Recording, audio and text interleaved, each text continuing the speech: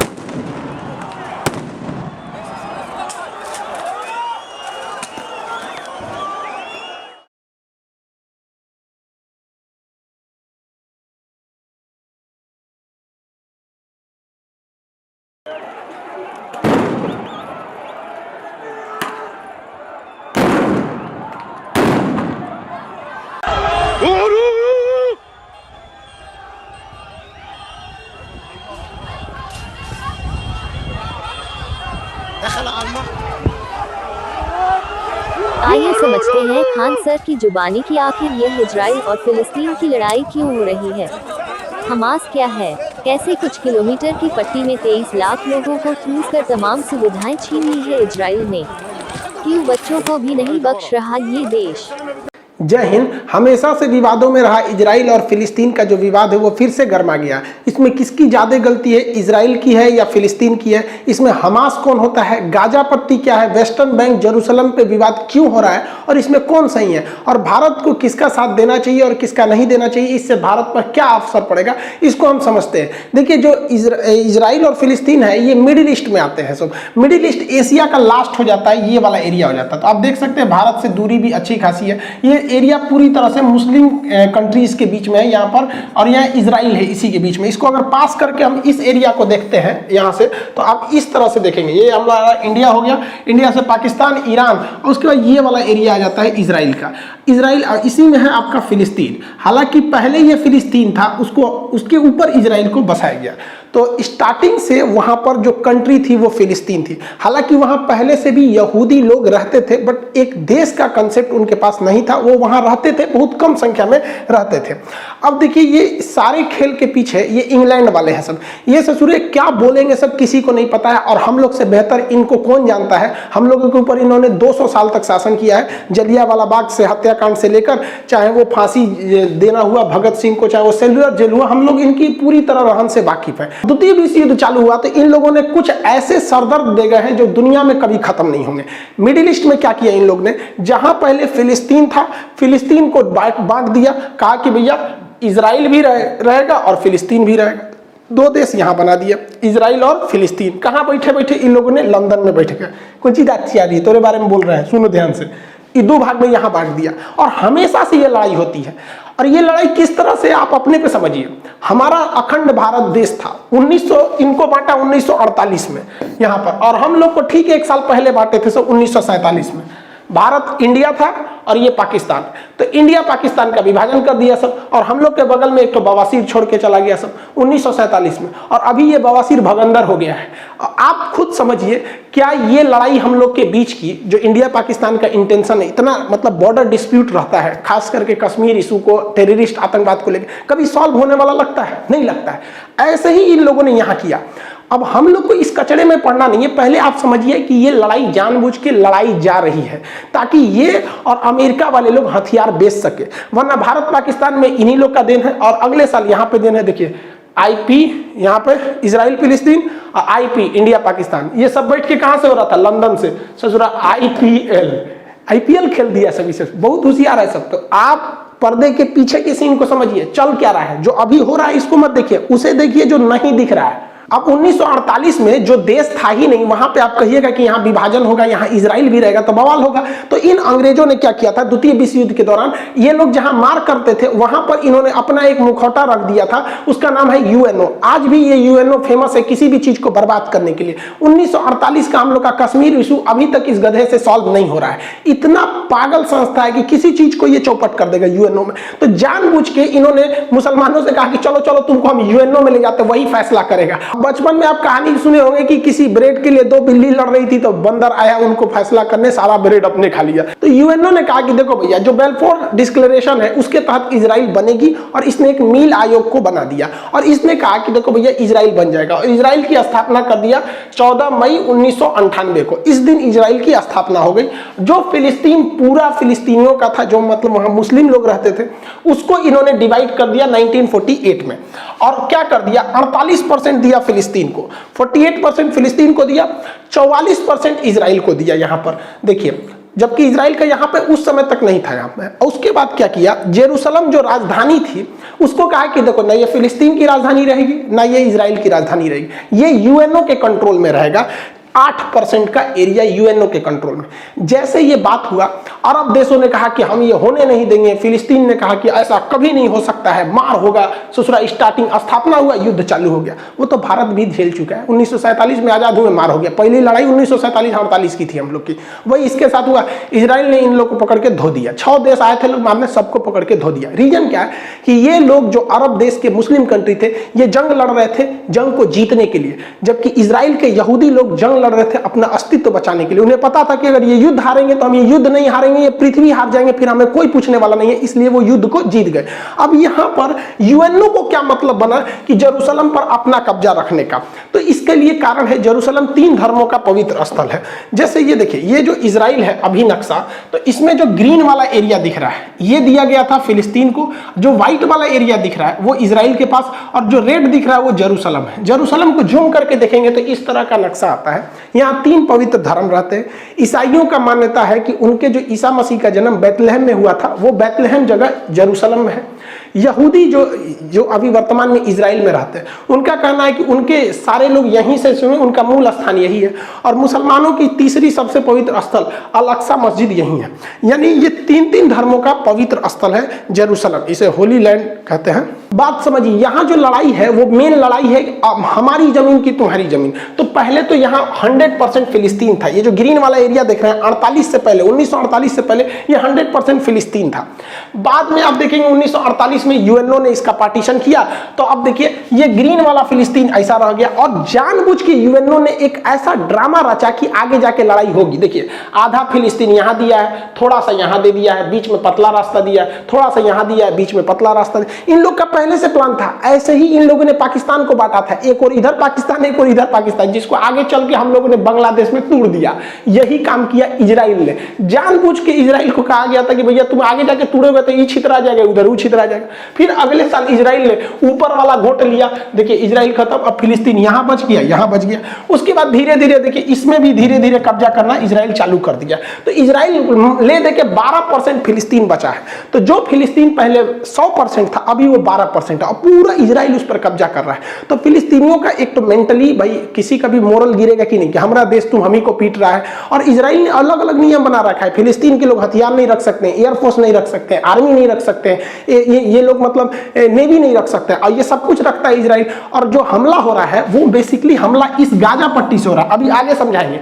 वो भी हमला हो रहा है और वो हमास कर रही है, आर्मी नहीं कर रही है। हमास वहां के हिसाब से एक आतंकवादी संगठन है, इजराइल के हिसाब से वो हमला कर रही है, न कि फिलिस्तीन की आर्मी। फिलिस्तीन वालों के पास पत्थर रहता है मारने के लिए, और हमास जो है आतंकवादी संगठन, वो रॉकेट मारता है। ओवरऑल आप कंसेप्ट समझिए, इजराइल जानता है कि ये लोग कमजोर देश है, इन्हें उत्तेजना दिलाओ, और जैसे ये लड़ने के लिए आएंगे मारो, भयानक जमीन कब्जा लो। और ये लोग जरूर, ये लोग समझेंगे नहीं, ये लोग ताव में आ जाएंगे तुरंत। इतना बड़ा था फिलिस्तीन। देखिए फिलिस्तीन समेटते गया, वो काला वाला एरिया जो है वो यहूदी का है, मतलब वो इजराइल है। धीरे धीरे देखिए ये निपट गए, इतनी सा बचे हैं, लग रहा है बस प्रसादी के हिसाब से बचे हैं। देखिए इतना पहले पूरा था, इतना हो गया। अब इजराइल का मेन कॉन्सेप्ट समझिए क्या है। इजराइल कहता है कि भाई फिलिस्तीन वालों को हम तोरा उकसाएंगे, कोचेंगे, और तू कोचा जाएगा, तू आएगा पत्थर मार दे, हम फोड़ देंगे, तुमको तबाही करेंगे। हमास खूब से खूब करेगा तो गली मोहल्ले पे हमला कर देगा, कार और जला देगा, यही रॉकेट में करेगा। और उसके बाद से उसके पास एयरफोर्स है, वो आएगी, मारेगी और जमीन कब्जा करेगी। जब जब लड़ाई हुआ है तब तक हार फिलिस्तीनियों की हुई है और उत्तेजना होगी यहाँ पर। अब इसका मेन कारण कहाँ से हुआ, इसको समझते हैं हम लोग। देखिए, मुसलमानों में ना 3 पवित्र स्थल है, जिसको आप 2 ठो को जानते हैं, जैसे कॉमन लोग यही मतलब फेमस है, एक मक्का और एक मदीना।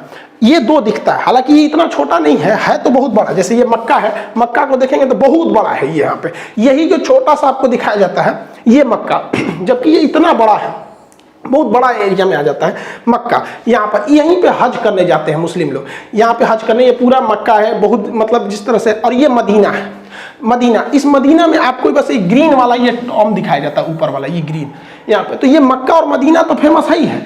इस मक्का और मदीना के अलावे अल-अक्सा मस्जिद भी बहुत पवित्र है, ये मुसलमानों की तीसरी सबसे पवित्र स्थल है। तो मक्का तो यहाँ हो गया, यहाँ पे मदीना यहाँ हो गया। तो मक्का और मदीना जो है वो सऊदी अरब में हो गया, लेकिन अल-अक्सा मस्जिद जो है वो जेरूसलम में है। अब विवाद समझिए, जेरूसलम ना फिलिस्तीन का है और जेरूसलम ना ही इजराइल का है, और जेरूसलम पर अधिकार यूएनओ का है, लेकिन यूएन कठपुतली बना रहता है और इजराइल उस पर कब्जा करते हुए आगे बढ़ते रहता है। इसी यहीं पे से विवाद स्टार्ट हुआ है। लेकिन ऐसा थोड़ी होगा कि डायरेक्ट विवाद स्टार्ट हो जाएगा। कोई मंदिर में पूजा करने जाए या मस्जिद में जाए, गिरजाघर में जाए और कहे कि चलो आज बवाल करते हैं, कुछ ना कुछ पहले से मैटर होगा, वहां लोग इकट्ठा हुए होंगे और अचानक चालू होंगे। हुआ यहीं से है, लेकिन मैटर इसके पीछे शाहजरा का है। देखिए, जो इजराइल, जो जेरूसलम जो यूएनओ के अंडर में आता है ना, उसके पास एक जगह है जिसका नाम है शाहजरा। सुप्रीम कोर्ट इजराइल की शाहजरा ने कहा कि यहाँ पे जो फिलिस्तीनी रहते हैं इनको खाली करवा दीजिए, क्योंकि यह जो जगह है वो यहूदियों का है। अब इसकी हिस्ट्री देखिए, शाहजरा को आज से लगभग 150 साल पहले यहूदियों को जब इंग्लैंड ने कहा कि हम आपको यहाँ बसाएंगे, तो वो लोग ज़मीन खरीदना चालू किए थे। वो लोग ज़मीन खरीदना चालू किए और बहुत महंगे दाम पर उन लोगों ने ज़मीन को खरीदा था इन अरब वालों से।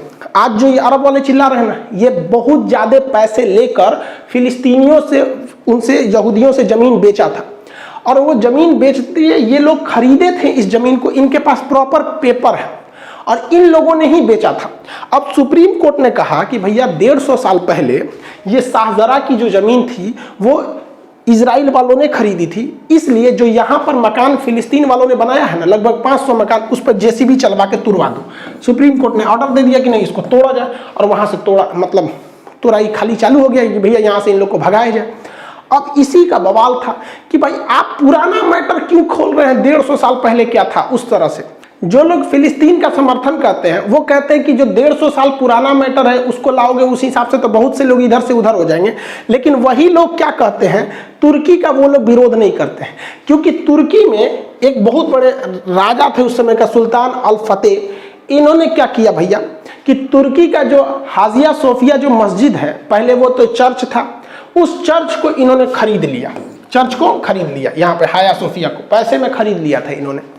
और उसके बाद जब द्वितीय विश्व युद्ध हुआ तो अंग्रेजों ने कहा कि देखो भैया, इसकी पुरानी हिस्ट्री तो ये चर्च थी, बाद में इन्होंने खरीद के मस्जिद बना दिया, एक काम करो ये झमेले से हटा दो, इसको म्यूजियम बना दो। तो द्वितीय विश्व युद्ध के बाद उसको म्यूजियम बना दिया गया। लेकिन भाई साहब ये तैयबुल अर्दोगान आए, कहे कि ना म्यूजियम कैसे, 400 साल पहले हम लोगों ने खरीदा था, इसलिए यहाँ मस्जिद होनी चाहिए। भाई साहब यहाँ पे लोगों ने तर्क दिया कि भाई हम खरीदे थे तो हमारा अधिकार है। तो भाई साहब यहाँ भी जरा ध्यान दीजिए, यहाँ भी वही वाला कंसेप्ट लगा है। आप 400 साल पहले चर्च को खरीदे थे और आप कहते हैं कि फिर से ये चर्च नहीं मस्जिद होना चाहिए क्योंकि हमने खरीद लिया है।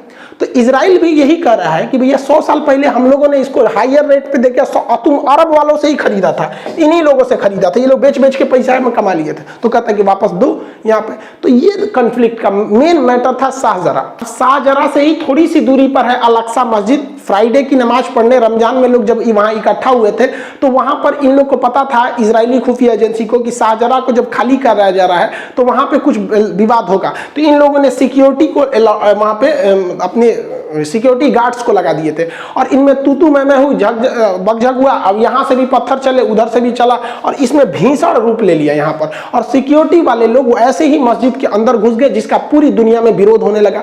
अब वहां पर कुछ लोग जो थे वो पत्थर ये सबके पास पत्थरे रहता है, दूसरा तो कुछ रहता नहीं। आई लोग भाई पूरा बुलेट प्रूफ बन के तैयार से गया था, ये मार दिया, ग्रेनेड बम विस्फोट धड़ाम धड़ाम उड़ गया। आप लोगों ने वीडियोस वगैरह तो बहुत देखे होंगे। अब यहाँ पर बहुत दहशत फैल गया यहाँ पर इस एरिया में। अब कभी भी इजराइल ही भारी पड़ेगा। जिन आप कितना चिल्ला लीजिएगा, इन सेना के आगे आम आदमी नहीं टिकेगा। और इस घटना के बाद जो यहाँ पर घटना हुई, बेंजामिन नेतन्याहू पूरी तरह घिर गए। अब यहाँ इजराइल डबल संकट से जूझ रहा है। देखिए इजराइल पर इंटरनेशनल दबाव इतना ज्यादा आने लगा, यूएनओ ने दबाव बनाया कि वो भैया वो एरिया मेरे अंडर में आता है, तुम काहे वहां घुस गया है। भारत ने भी इवन की न्यूट्रल रहते हुए कहा कि इजराइल को यथास्थिति बना के रखनी चाहिए। अब पूरी तरह से इंटरनेशनल बवाल वहां हो गया। और इस घटना के बाद इजराइल में भी लगभग 14% आबादी मुस्लिम की है। इजराइल की आबादी मुश्किल से 1 करोड़ है, 1 करोड़ से भी कम है यहाँ पे, जिसमें आपका 16 से 17 लाख, 1 करोड़ में 16 से 17 लाख उसमें मुस्लिम भी रहते हैं। अब वो लोग भी विरोध करने लगे हैं क्योंकि ये मैटर राजनीतिक न होकर धार्मिक स्थान को लेकर था, इसलिए विरोध होने लगा वहां पे। अब इजराइल अंदर में भी समस्या को झेल रहा है कि वहां भी बड़े बड़े पैमाने पे विरोध, मार काट, दंगे हो गए अंदर वहां पे भी, तो अंदर भी झेल रहा है और बाहर भी झेल रहा है। दूसरा कि अभी इजराइल में फुल टू सरकार नहीं है, बेंजामिन नेतन्याहू भी अभी वहां चुनाव के मतलब रोके गए हैं, ये फुल टू नहीं है वहां पर चुनाव को लेकर, क्योंकि कोरोना वगैरह को लेकर काफी राजनीतिक संकट थी। अब भारत इसमें क्या कर सकता है, पूरी दुनिया मतलब इसका विरोध कर रही है। अब इसमें एंट्री होती है हमास की। इजराइल का एक पुराना धर्रा रखा है, बस हम हर बात पे उलझाते रहो, थोड़ी थोड़ी जमीन कब्जाते रहो, ऐसे ऐसे कब्जाते रहो। 1948 में लड़ाई हुआ, जगह कब्जा कर लिया, 56 में लड़ाई हुआ, फिर कब्जा कर लिया, 67 में लड़ाई हुआ और कब्जा कर लिया, 73 में हुआ और कब्जा किया, 82 में हुआ और कब्जा कर लिया। अभी तक इन लोग को समझ में नहीं आ रहा है कि नहीं हट पाएंगे उनसे। आराम से जब नहीं हट पाओ किसी से तो नरम दल का रास्ता अपना दो, लेकिन ना, अभी भी लोग मारे करेंगे लोग। अभी जो वर्तमान सिचुएशन है, फिलिस्तीन के लोग कहते हैं कि सुनो ना, हमको जो 48 वाला बतिया था ना, ये वाला 44% जो था वही हमको दिला दो, 48% दिला दो, नहीं चाहिए हमको, वापस दिला दो। इजराइल कहता है हाँ हाँ वापस दिला दो, हाई सब तो मार काट काहे किया था, माने तुम मारने आया था इसलिए कि हमको पूरी तरह से उजाड़ दो, पूरा देश का देश आया था, और जब हार गए तो यहाँ बोलते हो कि वापस यूएनओ वाला ही दिला दो। अब ये पॉसिबल नहीं है। अब यहाँ 2 पार्ट बन गया है, जो फिलिस्तीन है उसके 2 राज्य हो गए हैं, फिलिस्तीन देश के 2 राज्य। एक ये जो इधर थोड़ा सा बचा हुआ है इसे कहते हैं वेस्टर्न बैंक, और जो इधर बचा हुआ है इसे गाजा पट्टी या गाजा स्ट्रिप कहते हैं। इन्हीं दोनों को मिला के फिलिस्तीन बना है। अब इजराइल इनको प्लानिंग में है कि यहाँ से भी निपटा के फाइल निपटा दिया जाए। अब इसमें समझिए कि जो वेस्टर्न बैंक है ये अरब समर्थित है, यहाँ पर अरब ये वगैरह वगैरह देशों का यहाँ समर्थन है। ये लोग नरम दल वाले हैं, शांति से प्रोटेस्ट करते हैं और कहते हैं कि भैया हमारा अधिकार रहना चाहिए क्योंकि हमारे पूर्वज यही हैं, एक तरह से तो देश हमारा ही था। यहाँ आप शांति देखेंगे, यहाँ मारधार नहीं होता है, यहाँ पे अगर प्रोटेस्ट भी होगा तो डेमोक्रेटिक तरीके से नॉर्मल होगा। लेकिन गाजा से मिसाइल चलने लगती है। इवन जो शाहजरा वाला एरिया है वो यहाँ है, जेरूसलम वाला एरिया यहाँ है, लेकिन जो रॉकेट दागे जा रहे हैं वो गाजा से दागे जा रहे हैं, यहाँ से दागे जा रहे हैं। अब ये गाजा में ऐसा क्या है, तो गाजा में ईरान का समर्थन है और इसमें अरब का समर्थन है। गाजा में एक हमास नामक संगठन है, ये हमास ये कहता है कि इजराइल जो है वो हमेशा जुल्म करता है, बम मारता है। तो इसका मतलब ये नहीं कि तुम कब्जा करते जाओगे हम चुपचाप रहेंगे, हम भी मारेंगे तुमको। अब ये लोग क्या करते हैं, रॉकेट से हमला करते हैं। इनके पास बहुत तगड़ा रॉकेट नहीं होता है, 3 लाख का आता है एक कासम रॉकेट, ये बहुत हैवी पावर का नहीं होता, देखने में नहीं लग रहा है ये क्या करेगा, ये खेत में लगा के मार देते हैं। लेकिन हाँ, ये एक पब्लिक के लिए बहुत खतरा है, किसी देश के लिए नहीं, बट पब्लिक वाले एरिया में गिर जाएगा तो तबाही मचा देता है। ये कासम रॉकेट जो है ये लगातार मारते हैं सब, और ये 1-2 को नहीं मारता है, एक के बार मारेगा सो 200, 400, 500, अब तक के लोग सोचा 1500 मार चुका है लोग रॉकेट एक हफ्ता में धड़ाधड़। इसको ट्रांसपोर्ट करने में कुछ जाता नहीं, लगाओ पलिता मार दो यहाँ से। इनमें कोई टारगेट फिक्स नहीं रहता है, गिरे जहाँ गिरे मन गिरो वहां पर। अब इनका इन लोगों ने बड़ा रेंज भी बना लिया है कासम रॉकेट का। पहले इजराइल का थोड़ा सा एरिया आता था, अभी धीरे धीरे ये लोगों ने पूरे एरिया को कब्जा कर लिया, इस कासिम रॉकेट के अंदर में आ गया, तेल अवीव तक हमला कर दिया है वहां से। इस बार हमास ने इजराइल को ज्यादा क्षति पहुंचाया पिछली बार के तुलना में। अब आप कहेंगे कि गाजा के पास ये रॉकेट आ कैसे जाता है, क्योंकि गाजा का जो एरिया है अगर आप ध्यान से देखेंगे तो ये गाजा का एरिया आप इधर देखेंगे तो इधर से इजराइल से घिरा हुआ है, इधर से समुद्र से घिरा हुआ है, तो समुद्र में इजराइल की नौसेना रहती, इधर थल सेना रहती, ऊपर वायुसेना रहती, आ कैसे गया? तो ये एरिया थोड़ा सा मिस्र का एरिया लगता है, यहाँ मिस्र का, तो मिस्र के रास्ते ये पहुंच जाते हैं, जिसमें हमारे ओबामा साहब ने बड़ा भारी रोल निभाया था मिस्र तक पहुंचने में। देखिए ये मिस्र देश है, मिस्र का ये सिनाई प्रायद्वीप है, ये गाजा से सटता है।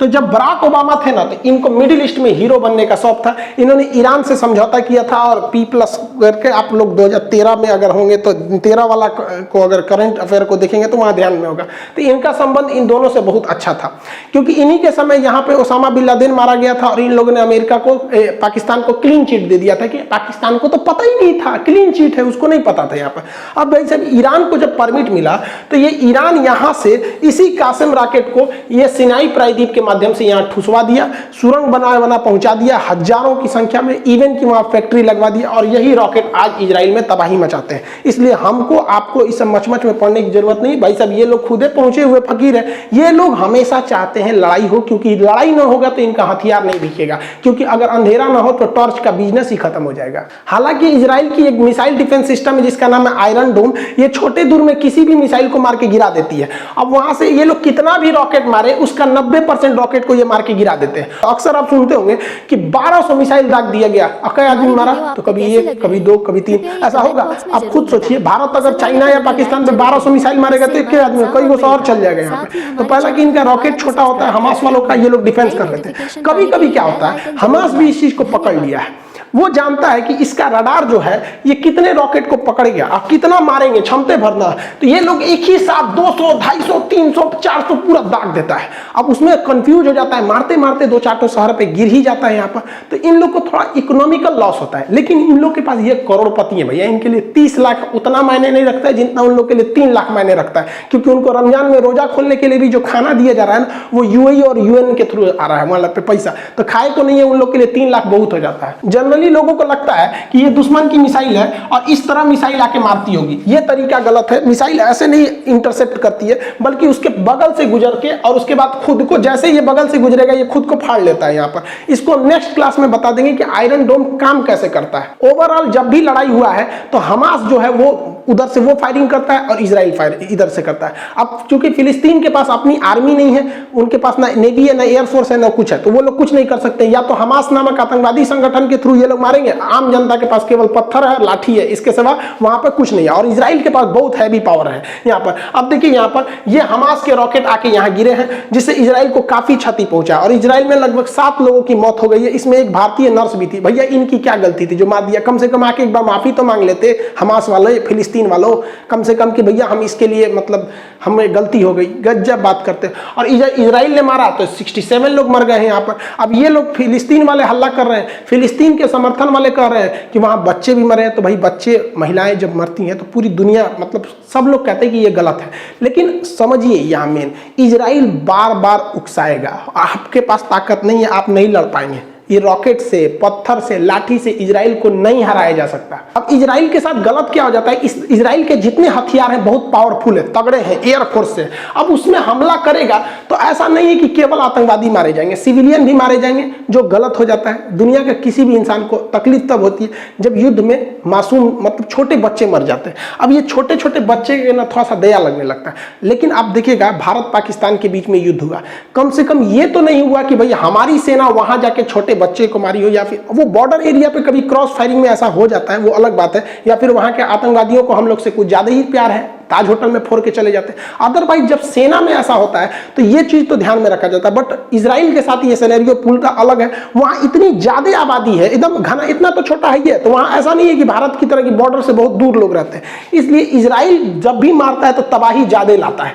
इतना भयानक तबाही लाता है, मतलब 10-12 गुना का अंतर होता है। और अभी इजराइल ने कहा कि ये हमले रुकेंगे नहीं, हमास को पूरी तरह से रद्द कर देंगे, बर्बाद कर देंगे, तभी जाके हमले को रोकेंगे। बात करते हैं दोनों में सही कौन है, गलत कौन है। देखिए जमीन तो फिलिस्तीन की थी, लेकिन फिलिस्तीन के लोगों को समझना पड़ेगा कि इजराइल को वहां रहना जरूरी है, क्योंकि अगर इजराइल वहां से उजड़ गया तो इजराइल का दुनिया में फिर कोई नहीं बचेगा। इसलिए इनकी लड़ाई अस्तित्व की है और इनकी लड़ाई अपने की है। तो दोनों को कॉम्प्रोमाइज करके चलना चाहिए कि भाई जितना में हो उतना में सलट लो। यहाँ पर दोनों के लिए कहते हैं। अब इजराइल का कोई कुछ नहीं बिगाड़ सकता है। अब इंटरनेशनल प्रेशर है, जिसे मुस्लिम कंट्री कहते हैं कि इंटरनेशनल प्रेशर है, वो इजराइल के लिए वार्म अप का काम करता है और बढ़िया से धोता है। कोई बाइकआउट करके, यूएनओ करके इजराइल का कुछ नहीं बिगाड़ सकते, क्योंकि इजराइल सेल्फ डिपेंडेंट है हर मामले में। और लोग कहते हैं कि इजराइल को सबक सिखा, अरे भैया वो कोरोना भी फ्री हो गया, इजराइल अब तो और धो देगा यहाँ पर।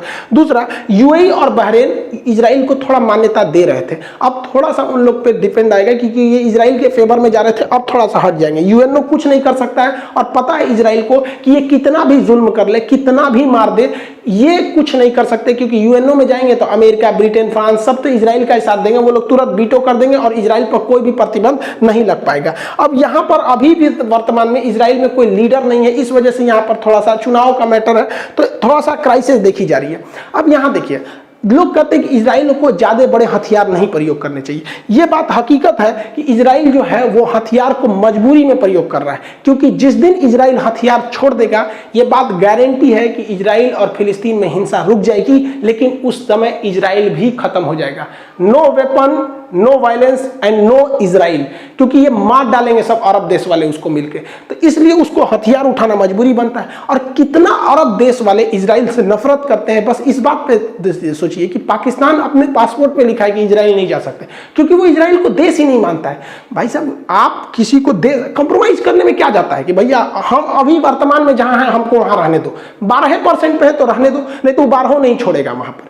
तो इजराइल का कोई कुछ नहीं बिगाड़ सकता है यहाँ पर। अब रही बात फिलिस्तीन की, तो इनके पास हथियार के नाम पे क्या है? पत्थर है, लाठी है, इसके सिवा तो इनके पास ऑफिशियली कुछ नहीं है। जो है वो हमास नामक आतंकवादी संगठन को है, जो खुल के कोई हथियार भी नहीं खरीद सकता है, छुपके से ओबामा साहब की मदद से वो इजराइल तक पहुंचाया जा रहा है। तो भैया जो अमेरिका कहता है कि इजराइल के साथ है, वही से पूरा रास्ता दे रहा है हमास को हथियार ले जाने का, तो हम लोग काहे लिए मच मच में पड़ने वाले हैं। दूसरा, इजराइल हमेशा उत्तेजित करता है। यासर अराफात थे, इनको तो फिर पोलोनियम देके मरवाइए दिया वहां पे फिलिस्तीन।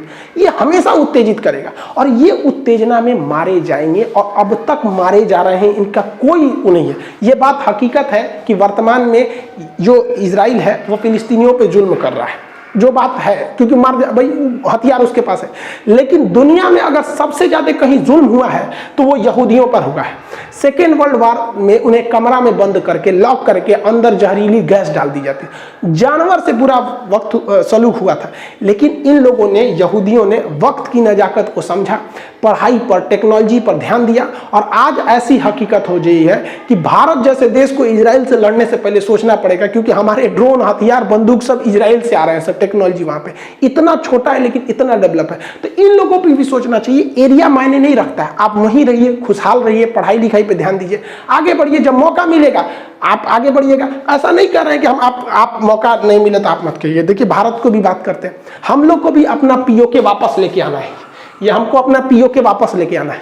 और चाइना ने जो 1962 में अक्साई चीन कब्जा किया, वो भी हम वापस लेके आएंगे। लेकिन हम हिंदुस्तान वाले, तो नेहरू से लेके हमारे मोदी जी तक में सबने संयम बरता है, और हमें पता है कि जब वक्त आएगा हम बिना कहे थूर के लेके आएंगे। फिलिस्तीन वालों की तरह हम बेवकूफ़ी नहीं करेंगे कि हर 26 जनवरी 15 अगस्त के दिन जाके हमला कर दे। वो और मजबूत होते जा रहा है इजराइल।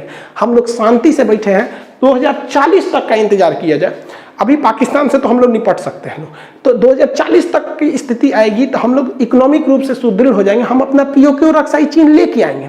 ऐसा नहीं है कि हम नहीं ले आ सकते। 1857 की क्रांति में हम लोग अंग्रेजों से लड़ने निकले थे, लेकिन हथियार, टेक्नोलॉजी, कम्युनिकेशन न होने की वजह से हमारा 1857 की क्रांति फेल हो गया। आए उसके बाद महात्मा गांधी, इन्हें पता था कि हमें एक लॉन्ग टाइम लीडर चाहिए। लॉन्ग टाइम लीडर के पीछे जनता चलने को तैयार होती है, और गरम दल करेंगे तो लॉन्ग टाइम लीडर नहीं रह पाएंगे। जैसे हमारे चंद्रशेखर आजाद जी, इनका भी टाइम बहुत बेहतरीन थे, बट टाइम पीरियड बहुत कम था। भगत सिंह, ये भी बहुत बेहतरीन, बट टाइम पीरियड कम रह गया। तो गांधी जी को पता था कि भैया हमको लॉन्ग टाइम तक एक लीडर चाहिए, इसलिए नरम दल वाला अपना है। और जब लास्ट मोमेंट आया, यही गांधी जी है ना, करो या मरो बोलने वाले, यही है ना, भारत छोड़ो आंदोलन चलाने वाले, अंग्रेजों भारत छोड़ो। सबसे ज्यादा हिंसा गांधी जी की अगर किसी आंदोलन में हुआ था तो भारत छोड़ो आंदोलन में, और भी पहले दिन गिरफ्तार हो गए। तो वक्त आने पर कोई भी काम करना चाहिए भैया, अभी अपने पे ध्यान दो, हम लोग से कुछ सीखो, हम लोग को भी हमारा पीओके वापस चाहिए, अक्साई चीन वापस चाहिए, लेकिन हम लोग गला नहीं फाड़ते, हम लोग प्लानिंग करते हैं। वक्त बदलते कभी देर नहीं लगती है। मोदी जी जब 2014 से पहले चुनाव नहीं जीते थे ना, तो अमेरिका ने कहा था कि मोदी जी को हम अमेरिका में घुसने नहीं देंगे, वीजा नहीं देंगे, और यही अमेरिका है जो वीजा नहीं दे रहा था, अभी बुला के पिज्जा खिला रहा है यहाँ पर, हाउडी मोदी कर रहे हैं यहाँ पर। वक्त बदला कि नहीं बदला? भारत की शक्ति ऐसी है कि भारत ने सबको जब वैक्सीन दिया था, तो अभी जब भारत को ऑक्सीजन की जरूरत पड़ी, पूरी दुनिया पहुंची, इवन अरब देश वाले भी पहुंचे, सिंगापुर, कौन नहीं आया भारत को।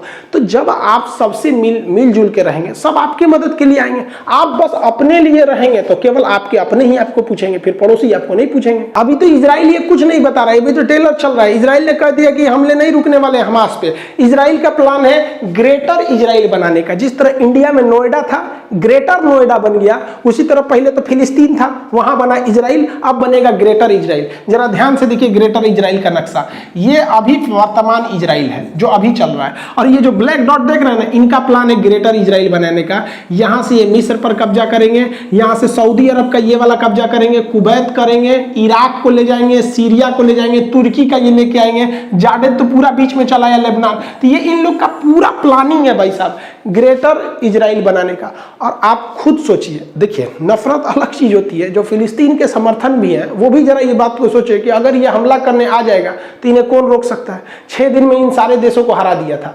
1967 में इसने, तो इसको कोई नहीं रोक सकता, ये इनका प्लानिंग है यहाँ पे। तो अभी के वक्त में भाई साहब आप खुद समझिए कि ये गरम दल के हिसाब से आप यहाँ थे, इतनी समय सिमट गए। जिस हिसाब से इजराइल आपको उकसा रहा है और आप इजराइल की चाल नहीं समझ पा रहे हैं, वो उकसाएगा और आपकी जमीन छीनेगा और पूरी दुनिया के पास उसके पास बहाना रहेगा। इवन जो बाइडेन ने भी कह दिया कि इजराइल को अधिकार है, वो अपनी रक्षा कर सकता है। इजराइल दुनिया को दिखाएगा कि मेरे पास 1200 रॉकेट दागे गए, लेकिन ये नहीं दिखाएगा कि इस रॉकेट में उतनी क्षति नहीं हुई जितनी उसके एक रॉकेट में हमास को हो गई। वो तो यही चाहता है।